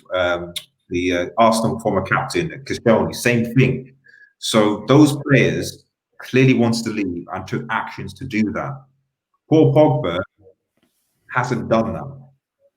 And certainly in public, he's not like said, "Oh, I want to leave Manchester United," in that sort of direct way, and he's not done it with training. So I think that basically, if Solskjaer can convince, especially with Bruno coming in and potentially getting a Sancho, if Suddenly United is trying to challenge for a title, Suddenly United are potentially, doing one in Champions League, that possibly might convince him to stay. He was promised when he signed originally that he was going to get quality players that are going to be around him, and that didn't happen. But now, who knows? Oh, no. I mean, no. Look, I mean, as I said again, look, United are building something interesting. Because I think before Bruno Fernandes was like, but this guy's gonna jet. And look, it is still a possibility because I still feel that even if Pogba is like, okay, maybe we could have something here. If Juventus or Real Madrid come with a realistic offer, which they haven't yet, but if they come with a realistic offer, I don't see how Pogba rejects it if it's a realistic offer. But the thing though is that they have to qualify for the Champions League. I don't see a scenario Pogba staying if United don't qualify for Europe. Well, it's up to obviously. Well, first of all, it's up to United to accept the offer, not necessarily Pogba, because he's still got a year with an extension, so 2 years. So at the end, okay, so he's got 2 years for his contract. Yeah, so basically he's going to his year, but they do this with a lot of United players where the club can extend the extended by another year option to extend, which the club can choose or not to choose. So no doubt the club at some point will choose the option. So effectively it's 2 years. So not this year, but next year we go into the contract. So it'll be into this season that people start thinking, okay, can we sell him? But I just don't think that United, if Real Madrid Juventus come a realistic offer, that's fine. I just don't see them doing that now, given the crisis situation that we're in. Player swaps are a possibility, but I'm not sure what players specifically Juventus or Real Madrid could offer that Manchester United would value in the same categories of Paul Pogba. It's like I said, it's a difficult one. I'm not here saying Paul Pogba is going to stay. What I am saying is that, like, at least at this moment in time, it's probably quite difficult given the circumstances that we're in. Ultimately, he'll either leave on a free to whichever club is, or he'll sign a new contract. Okay. So, and we had so before I forget, actually, we had this actual similar situation with David De Gea, like not too long ago. This was essentially the same circumstance. Well, this is when he was about to go to Real Madrid. Yeah, exactly. So then the mysterious fax machine. So that happened, and he stayed. And he signed a bumper. We just made him the most paid player. So there's a very good chance that might happen. All right. So now, sit down. This is it. Whenever you ask me this, you just have to. I have to qualify it. So the issue top three: Mahrez, Salah, and Ziyech. Now, in terms of footballing ability, I would go Mahrez 1, Ziyech 2, Salah 3. In terms of just overall and effectiveness, I would go Salah, probably Ziyech, then Mahrez. So it depends what you want, because Salah is the most effective, as in he will win you games, he will cause the most damage in a game. But just pure footballing ability, natural talent, footballing ability, I would say like Mahrez might arguably be technically the best player from Africa. I think technically, like, he is an amazing football player. So for me, I would say Mahrez, Ziyech, Salah in terms of natural footballing ability. Red Devil, how would you rank those three? Yeah, I mean, I think overall, like I said, yeah, it's difficult. I mean, I'm just going to go with, I guess, overall impact, and that's why for me Salah is probably first. Ziyech, yeah. And actually, I'm going to go Mahrez second, and that's not because I just watched it. I watch Premier League. I have seen Ziyech play and Dutch League from time to time, but I just think that Mahrez is quite underrated for the impact he plays. That when he actually plays for City, and certainly for Algeria, we've seen how he's played for Algeria. I think he's quite underrated in how he actually plays. And wait, Mahrez. Mahrez, yeah. I don't think he's necessarily given. I think because of the quality that City have, because often he's coming up as a substitute. I don't think he's really given the appreciation he deserves when the impact that he performs when it comes onto the pitch. So, yeah, I think Mahrez is second and Ziyech is third for me. From Natsa, thank you for the super chat, Mr. Natsa. He says, would Klopp be successful without pace on the wing? Yes, because you have to understand what Klopp's system is. Klopp's system isn't necessarily predicated by pace. Look at Dortmund. Would you call Lewandowski a fast player? Would you call Kagawa a fast player? Would you call Marigotsa a fast player? Reece isn't particularly that he's pretty quick, but he's not known for his pace. Klopp's game and philosophy is about how they find space with the ball always being moved forward. So it's really about passing, but finding space with the ball constantly in that perpetual forward motion. So it really isn't about speedy guys, and you can just tell what and how they train on the pitch, which is about off the ball movements, really, So, like, see now, pace, speed can always help.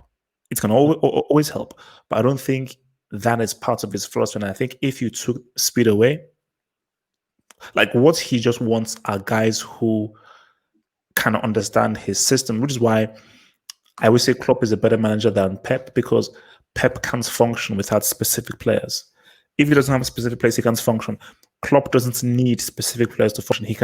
Because he turns players and conforms them into his system, really. Because Salah and Mane are totally different players from Marigotsa, Kagawa, Reece, and so forth. He had totally different players with different skill sets at Dortmund, but still managed to make them successful and managed to make these Liverpool guys successful. Red Devil? Yeah, no, I agree. I mean, I think it's the thing I also think the thing from a like non like footballing sort of perspective is that it's obvious that Klopp is like a really, really good manager, and how he is a person kind of it like affects the rest of the team. Like when you see the Dawn play, the Liverpool play, you see how happy how those players are, how energized they are, etc. So even if I'm looking at the Liverpool players, I don't think necessarily Divock Origi, for example, has massive amounts of pace. I'm not saying he's slow, but I don't think he does. Look what he did against Barcelona.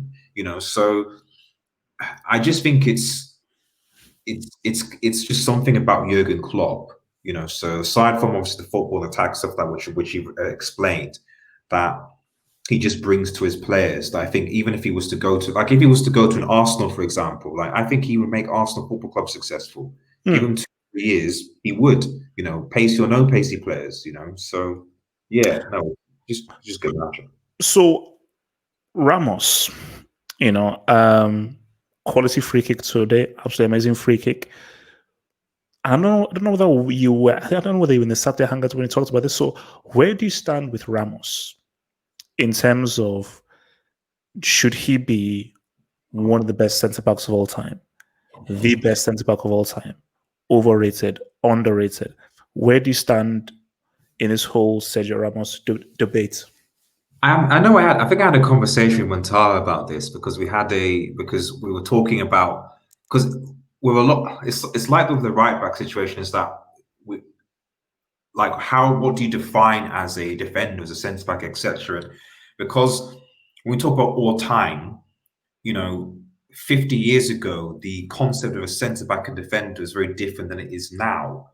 So it's very difficult to say, oh, right, okay, because I would argue from purely defensive abilities, then I can't see putting Sergio Ramos a top 5 for all the time if we're going to look specifically at defensive abilities. But because the game has changed, because the role of a centre back has also evolved, just like the role of a right back and so on and so forth, as Montara was explained to me, you can kind of see why Sergio Ramos is in the conversation. I don't necessarily think, where I disagree is I don't necessarily think the fact that he has red cards should necessarily count against him per se, because a lot of those red cards were as a result of, trying to hold out a win or take on the team, etc. No, but then guys, what's that? a better defender keeps his head. See, some of those red cards were needed, but Yeah. some of those red cards were just because I do remember a lot of those red cards where I would tweet and say, Ramos, what the hell? Why the hell did you do that? That made no sense. So some of the red cards were needed. A lot of those other red cards were just like, that's just brainless. You just lost your head and you cost your team. So yeah, but like but we're saying that, but then at the same time, like he's got like what? How many Champions Leagues? 4 Champions Leagues. How many titles? So we're saying, oh, this will cost us sort of. Well, like fair enough if this was the case where like in every he did this in every Champions League final or something, and it meant that he wouldn't get the major trophies. This is the guy who's won multiple Champions Leagues and multiple Liga titles. So clearly, those decisions clearly haven't been affecting him that much. So I just think I wouldn't just use his amount of red cards as a means of demeaning as being a defender. I just think like what is his defensive ability?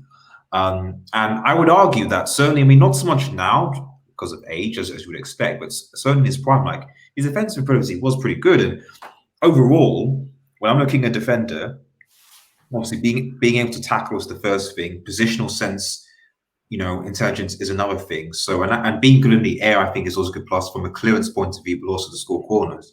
Sergio Ramos has all those attributes, so and then adds on to that with his ability to score a free kick, his penalties, etc.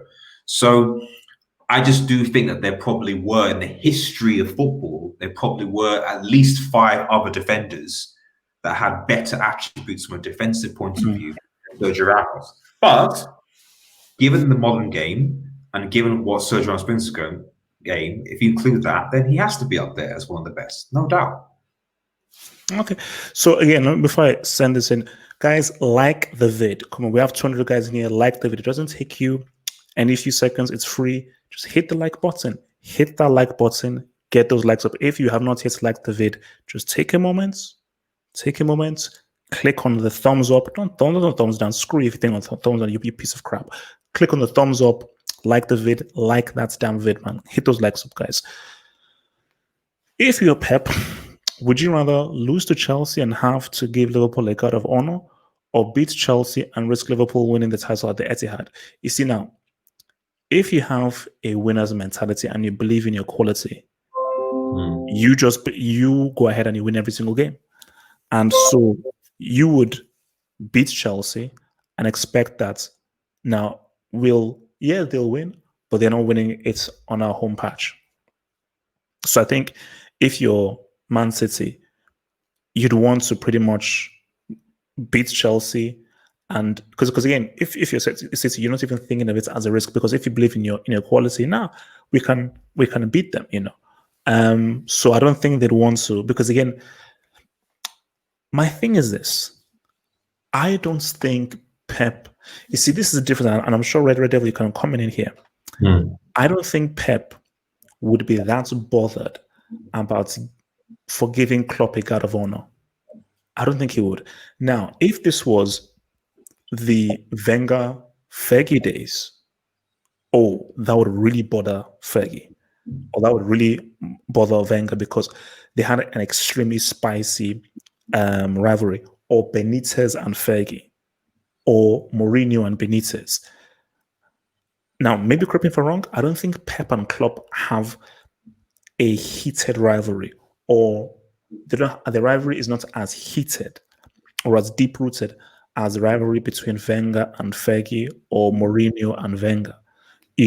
So if it's a guard of honor, people like, it is what it is. Liverpool deserve it. We just have to reset, recoup for next season. And also, let's keep it real.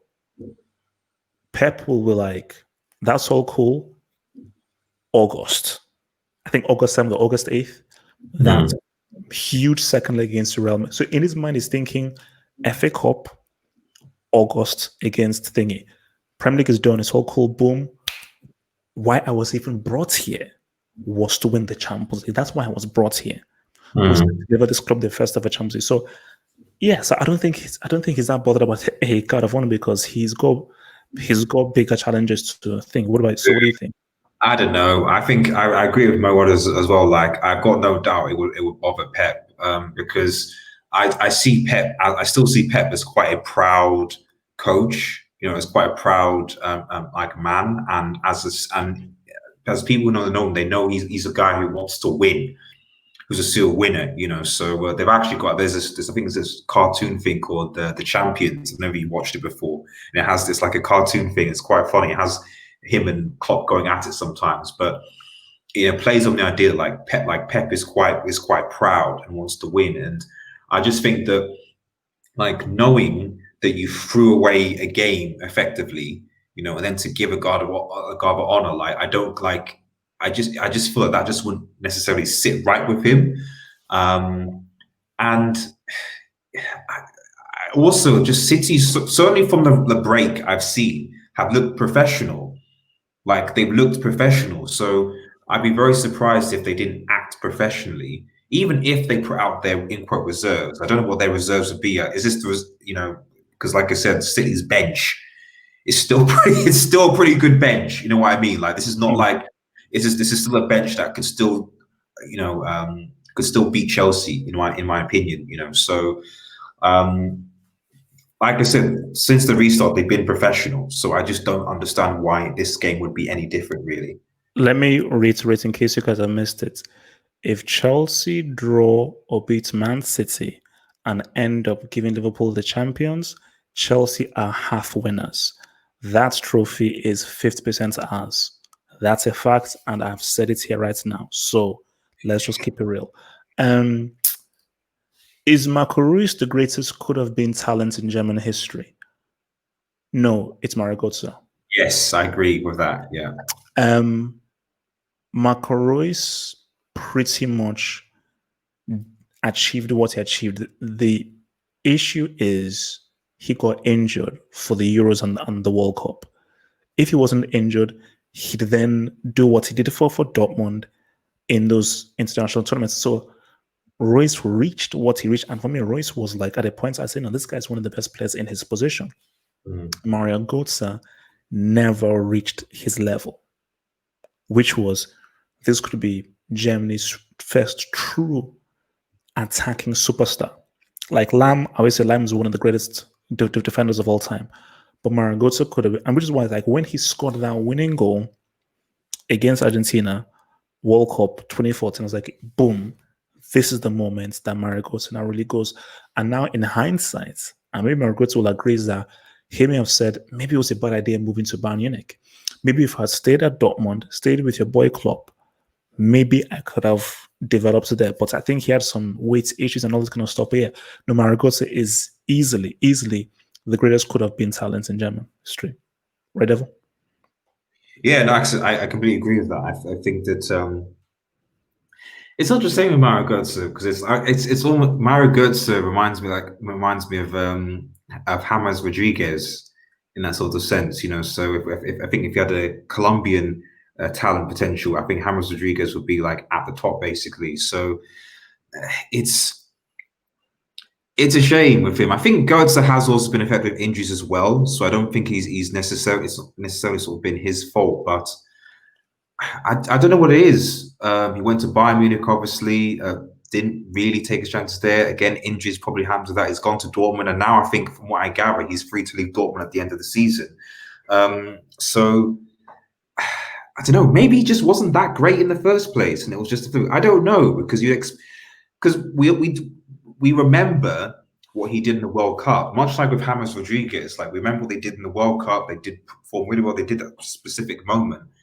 And then after that, okay, James Rodriguez had a few instances in his. No. It's different. See, Götze just had a moment. The greatest moment you could ever have at a World Cup. James Rodriguez was one of the best players at that World Cup. I agree. But the thing is that Mario Götze was already very good for Dortmund. And he was already on the radar, like, oh, geez, are you seeing what this guy is doing and how important this guy is for one of the most exciting teams in Europe, which was Klopp's Dortmund side? So, see, for me, my thing of Götze was before the World Cup. I was like, oh no, this guy is, because again, Dortmund, I always said that's was one of my favorite teams to watch was Klopp's Dortmund, and I loved what Götze was doing technically, psychologically. So the World Cup was just like, oh, this is now him doing this on a bigger, huger stage. Yeah. Um, no, I like to agree with that. I'm not saying I'm seeing the comments. I'm not saying that Götze were crap sort of beforehand, but it's this idea of like longevity where like when you see a player that bursts on the scene, like like a Greenwood or Rashford, something like that. I'm not going to say an Mbappe, well, like a Haaland, for example, where they have one really, really good season and a half, and they take that to the next level on the World Cup stage, and then suddenly everyone's like, this is the next best thing. But what we're not seeing is that we're judging them based essentially on a season and a half, or a tournament of a performance, but not actually that consistency. And there've been so many players, even before James Rodriguez, even before Götze, where this has happened, and then the second and third season they fade away. That's kind of my point I'm trying to make. It's like it's not so much that they didn't have any talent. It's that were they just a season and a half wonders, and their potentially lack of discipline or their injuries or fitness or whatever other reason. No. But James never was good in the club game. Never. He never shone in the club game. Götze did. Yeah. James never. So, but did he? After the World Cup, though, did he really? Wait, who, James or Götze? No. I'm saying that Götze at least people radar in the club game, but before the World Cup, James was never on anyone's radar. Whether he was at Monaco or at Real Madrid, he never balled club-wise. Ever. So James is literally a World Cup merchant. That was it. I would argue that like certainly James Rodriguez's first season, I remember that first season when he joined Real Madrid, and then probably into the second season, like he was good. He was scoring some pretty sick free kicks from the play. Like he initially, yeah. Very good seat like first season for Real Madrid. So I don't think we can take that away from him. But again, something happened probably towards the end of the second season, going to the third season, and I remember they were reading reports from I think was Ancelotti the coach at the time? I think it might have been, where there was this attitude and going out drinking and not being committed and stuff like that. So again, some of these obviously external factors that can play into a sort of potential player's development. He wasn't really taking it seriously, etc. So. Yeah, I just ultimately my conclusion is that I just think that with both of those players, I don't think they had the longevity. I just almost see them as kind of 1.5 season wonders that, for whatever reason, didn't go that next level. And I like a lot of players beforehand that were hyped because of their season and a half for good reason, but didn't really maintain that with actual proper consistency and work rate. Okay. Yeah. What would your midfield 3 and 4-3 be for Barcelona for them to win the CL this season? Now, let me just preface by saying this: Barcelona aren't winning the CL this season. It's not happening. Once they face a real team, they're getting smoked. Because if you're struggling to beat Sevilla and Athletic Bilbao, you're getting smoked in the CL. So it's not happening. But for argument's sake, front three, you have to roll with the cannibal, unfortunately, even if he's on the decline. Messi and Ansu Fati, or the Us. But I'll still say Ansu Fati, Messi, the cannibal. Then the midfield three would be Busquets, Vidal. Now let me think on this. Let me think on this. I would argue Busquets, Rakitic, Vidal. I would argue. Now people will say Frankie de Jong, I still don't know what the guy actually does in the team. Insult Rakitic all you want. This dude still has a goal in him. And this dude comes up with clutch plays. And he has shown numerous times for Barcelona that he can come up with a very, very key moments for Barcelona. And I think Barcelona fans have to appreciate him. I don't know what the hell Frankie de Jong has contributed this season. People keep saying that he's a superb talent. I don't see it. So again, that's my 3 and my 3. What about you, Red Devil? What 3 front three and midfield three for Barcelona. I definitely 100% agree with your midfield three. So like I said, I haven't seen much of Frankie De Jong really. I'm not saying he's a bad player, but I think your midfield three of Busquets, Vidal, and Rakitic is fine. I think my front three will surprise you though. Griezmann, Braithwaite, and Ansu Fati. You know that you just get them. Puig, yeah, exactly. Look, Puig is all right. Yeah, no, Puig he's is too bad. good. He's actually good. Get Puig in there, yeah. Okay, wait. Explain your front three. Well, Griezmann, Braithwaite, and Ansu Fati or Puig, you know. So I mean, Braithwaite's not bad. Wait. So where's Messi? Okay, so Messi isn't the midfield three. We'll give Messi a rest, man. We'll give Messi a rest. Wait. Are you trolling? Yeah, I'm trolling, of course. Thank you.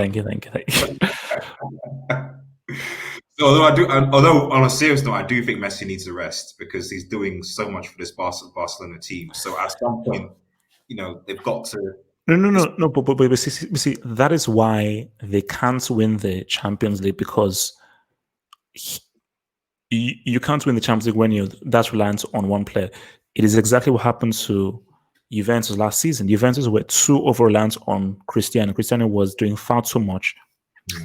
You see, so what happened? You know, but so would you start Braithwaite ahead of the Cannibal? I think it depends on who they're playing. I don't think so. We're talking about the Champions League. Yeah, CL. They're drawn. Like I wouldn't start the Cannibal all the time. Let's put it that way. So if they're drawn against, it's only one game. Just one. Well, they play Napoli at Camp Nou. Then it's one game for quarters semi final. It's one game. Yeah, that makes it a bit different. Yeah, no. In that case, it's just what I think. You still play the Cannibal. I still think that you do. I think if it had been two legs, I would have said rotate it or adjust it. But yeah, I would obviously play the Cannibal and Messi. Now, number 3 is where it gets interesting. Would you play Griezmann? I can't remember. Did you mention Griezmann? No. I'm not playing Griezmann. You said Suarez, Messi, and I can't remember your third. Ansu Fati. Ansu Fati. Yeah. But you know what? I am tempted. I'm tempted to play Braithwaite because look. It's just that his name doesn't sound like it goes with Barcelona and Messi. So I'm like, couldn't just hear Ansu Fati, like what? But jokes aside, Braithwaite actually has played pretty well. He has. Pretty well. Yes, that's what I'm saying. Like it's difficult because it is just going to be just one game, and I feel like because it's just one game. I think from a realism point of view, I think I agree with you potentially from a realism point of view because it's one game, and I think because Messi and Suarez have that relationship already, and I also think that because the manager, but he's been trashed. They have a relationship, but he's on the decline, bro. Yeah, he's on the decline, and I don't know whether. Do you trust him to score a key goal against Juventus or PSG or Bayern or Man City? Well, it's not me. It's the Messi and the coach as well. Because we've got to think about Messi. We've got to think about does Saint-Etienne and Messi trust Braithwaite to score the key goal? Do you see what I mean? Like because you can clearly see in the game that Messi is clearly passing the ball to Suarez, but he's not passing the ball to Griezmann, for example. So there's clearly an element of trust that's important. And Braithwaite is obviously, I see what you mean about Braithwaite, but I just think that despite the fact that Suarez is declining, he still has that trust from Messi and from his manager. And as a result, he's going to get the ball more, he's going to get some positions more that possibly a Braithwaite is not going to. If this was over 2 legs, it would be different. But I think on a one-off game, I think Suarez will get the shout. And that's why I think he's going to have to start for the sake of the team. Okay, man. So basically, so just to round off now, actually, I want to Vinicius. Do you see a potential Ballon d'Or winner, world class player in the future in Vinicius, based on how he's playing, or too hard to say? Because he's played well, and I cannot deny him how well he's played. But something still holds me back from me saying, no, this guy is definitely in the league of the Us and the prodigy. So what's your assessment of Vinicius? I'm gonna say something controversial, and I'm so Easy. looking Oh my chat God. chats. These guys in the comments. Rashford, Vinicius, man. Rashford over Vinicius. Is that Rashford over Vinicius? No, no, Rashford. no, okay, no, see, it's not that controversial. Let me tell you this. Mm, Again, you have to qualify it. In terms of who's the better footballer, technically, foot, football technicalities, I would say Rashford is better. Ball control, football IQ, football brain, decision making. I'd say mm. Rashford is better. Okay. Who is more dangerous? Who is more effective? I Okay. think Vinicius is more effective right now. Is much more effective than Rashford right now. Okay. So are you saying that just in regards to finishes is finishing? So like because Rashford isn't dangerous because Rashford's finishing is not as good. Is that why? No, no, no, no, no. In terms of how he uses his speed, his Mhm. movements, his ability to beat his man, and how much he makes the right back walk. I don't And know. he puts the right back Certainly, under a lot of pressure. certainly looking at the game today, I mean, it's only Sheffield, I get that, but like there were at least three or four opportunities in this game where Rashford, went past his right back, got into a very good position. I think he was one on one with the Sheffield keeper two or three times. But his one he assisted, the other two like he missed. So he's finishing from that point of view. I think that Rashford, certainly what I've seen on the social, is that Rashford has gotten into. That's for me is the frustrating with Rashford is that he actually does get into good positions all the time, like so many times. Like he knows where to and what to do. The issue with Rashford is that his composure. Rashford finished with a cost. Yeah, this is the thing. Like his Rashford's composure is not good.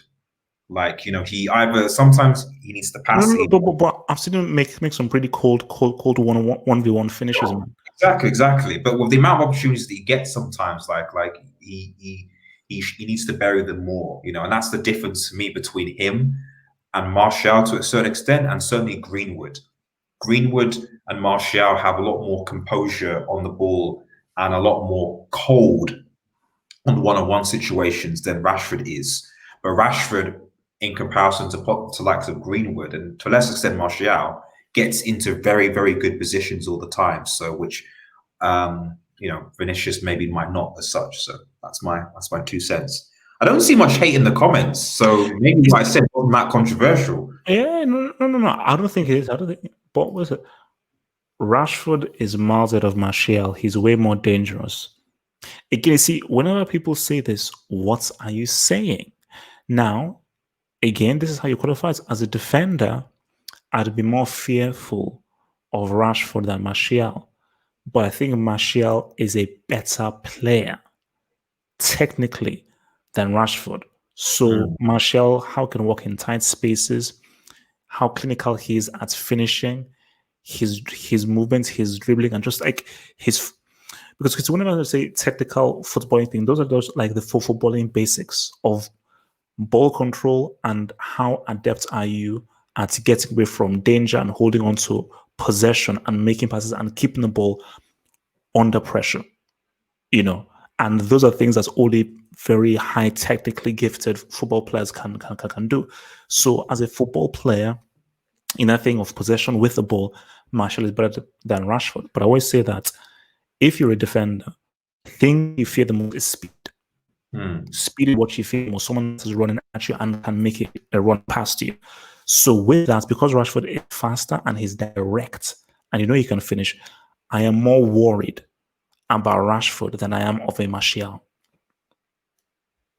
I mean, is that fair? Yeah, Yeah. I think the thing from with Martial is that like some of Martial's finishing, the way that he's finished, has been very, very deadly. I mean, the two that come to mind are one today, Martial's kind of third goal, like to complete his hat trick, where it's like nice passing between. I think it's Pogba, Bruno flicks it, and then like it's a great team goal. Pogba to Bruno, flicks it to Rashford, Rashford through to Martial, and then Martial just clips it just over the keeper like that. And then I think the early one in the season when playing against Watford at home, and if you go back and watch it, he gets the ball, the chance is almost gone, comes back out, and then just and almost tricks. I think Foster's in goal to come out and then just dinks it over his head. And I was like, what's just happened? Rashford for me can't score those type of goals. Like it's weird. Like Rashford, when Rashford score, if Rashford has time, it hinders him. Whereas when Martial has time, it makes him better. Like Rashford scores his goals when he doesn't have to think a lot. So when you think, when it's just interval feet, he'll score. When he's got time to think, for some reason, it doesn't work. Whereas with Martial doesn't seem to have that problem. So if you give him a bit of time, like, well, okay, I couldn't get it that way, I'll just get it this way. If I'm making sense. Oh yeah. I would say in that sense, Martial is more dangerous because Martial, if the first way doesn't work, then the second way might. And so he's much more intelligent in the box in that sense than Rashford. That's my 2 cents. How would Vinicius do at United, and how would Rashford do at Real? Interesting, yeah. I think Vinicius would do better. I think he'd do better at United than Rashford would do at Real Madrid, because the Premier League is faster, and the Premier League really always, if you're quick and you're direct, the Premier League will suit you. Obviously, it can suit you if you're technical and so forth, but I think if you're faster and you're very direct and so forth, and it's also but the key thing is how Solskjaer wants to play. So he puts Vinicius on that left flank, and he puts those, and he tells Shaw or he tells Bruno Fernandes or Pogba to put that ball over the top. Vinicius is going to get it, and he's going to work hard both forward and backward. So he would work for United.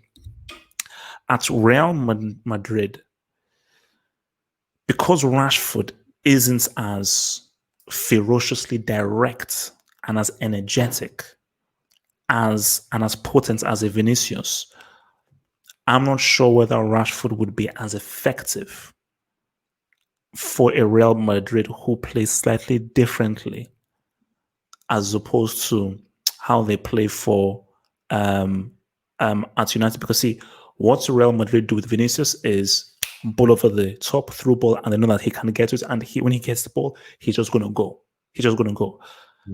I don't know whether that would work if they did that with Rashford.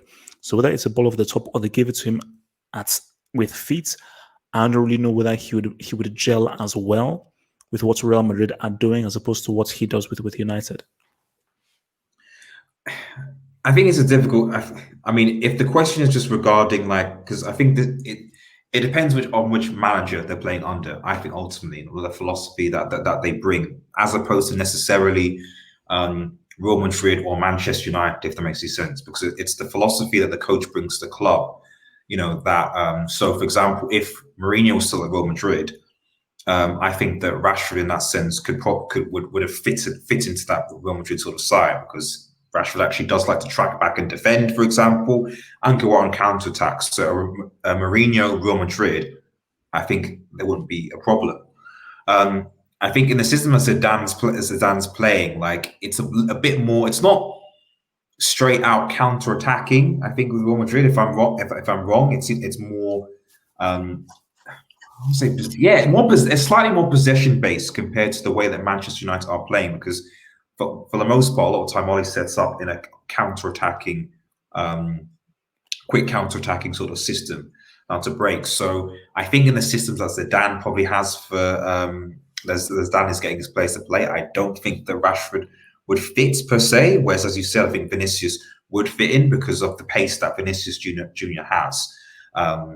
But like I said, I think it's dependent on who's managing both clubs. So yeah. Okay, so look, man, let's just round off again. So, guys, remember, guys, like the vid. And remember to support your boy by becoming a patron and gain access to my blog as well as other extra content and supporting the football hot. So, last few words then. So just tell me again, just to remind people in the Premier League, first, second, third, fourth, fifth. What is your final answer? First, second, third, fourth, fifth. Me, obviously, first is Liverpool. Is it really? Easy. Second is City, which should be easy. Third, I'm going to go with United. And then fourth, I'm going to go with. Actually, I'm going to be controversial. I'm going to change. I'm going to be controversial because you should be controversial. Wolves. I'm going to put Wolves as four. I'm going to put Wolves as fourth because you still got to play them, and I think the Wolves have got the quality to beat Chelsea. So you're trying to tell me on live television right now in front of millions upon millions of people watching their homes that Wolverhampton Wanderers are going to finish fourth this season? They've got the same amount of points as Manchester United right now. So they're only 6 points behind Leicester, and they have to play Leicester and Chelsea. So if they win those games, why can't they be fourth?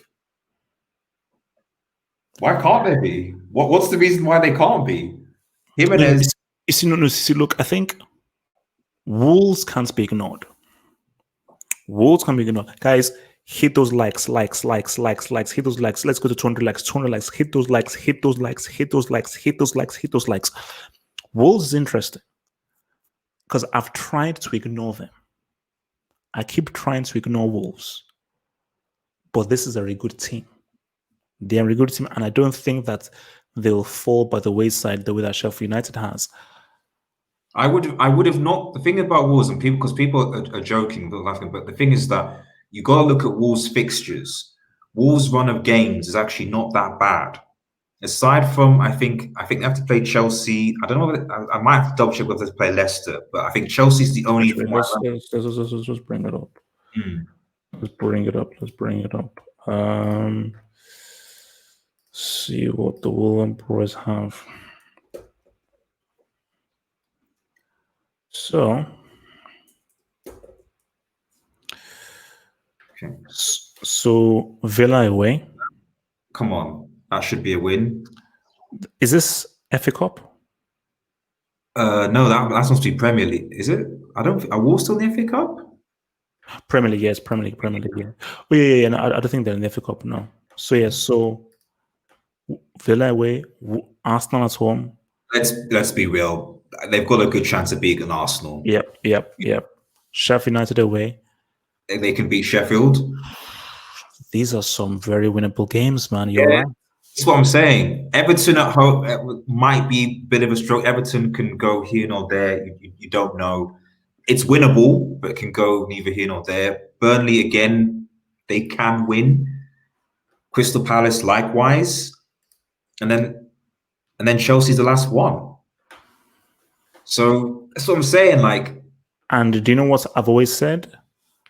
And I think I even said this when we were doing the fixtures. That Chelsea Wolves game could be very important for a multitude of reasons. Not only for Chelsea Wolves, but for United as well. So I think that Chelsea Wolves game might be very key. Yeah. And the thing is, we play Leicester on our last game of the season is Leicester City. So I think both of those games, United against Leicester and Wolves against Chelsea, are going to be very, very crucial for the top four. But do Chelsea still have to play Leicester, by the way? I can't remember. No, I think we're playing Leicester in the FA Cup. But you've already played them twice. Yeah. I don't think we play them in the league. Okay, so you see Leicester City away last game. And Chelsea. So you see that's FA Cup. FA Cup. So got City. Away West Ham, home Watford, away Palace. Won't be easy. Watford look quite good. But you see, you should beat Sheffield. What Liverpool are we facing? Because they would have already won the title by then. So if it's against reserves, but you see this one, and I think these two will be tricky. Yeah. I should beat Sheffield United. I think the Watford game, I think, would be a bit more because Watford are going to be Relegation, yeah. relegation, and they're looking quite good. They're not any like pushovers. So, but this is what I'm saying. Why I brought Wolves into the equation because we're having an if on these fixtures. But you look at Wolves fixtures and like they don't have that bad of fixtures. So from that point of view, I don't think you can completely dismiss Wolves. Like I see some comments like just dismissing them. Like how can you just dismiss them? Like, basically, honestly, don't put that negative energy in the universe. That's what I'm trying to tell you. Guys, look, guys, it's all swell, it's all good. So, guys, remember tomorrow, straight after the Man City Chelsea game, post-match analysis. Who knows what will happen if they win? But straight after the City Chelsea game, we're going to be back here for another live review, and I will hopefully I'll have Forward on here or any other guys that we can bring on. Red Devil, thank you for coming on and so forth. And if Chelsea don't get top 4, I'm going to blame you by putting it into the universe, man. All right. Peace. Take care, buddy. See you later, man. All right. Become a Football Hut member and gain access to cool emojis on the live streams and get access to new YouTube content by clicking the join button here. And to view that new content, head over to the YouTube channel homepage and click on the community tab over here.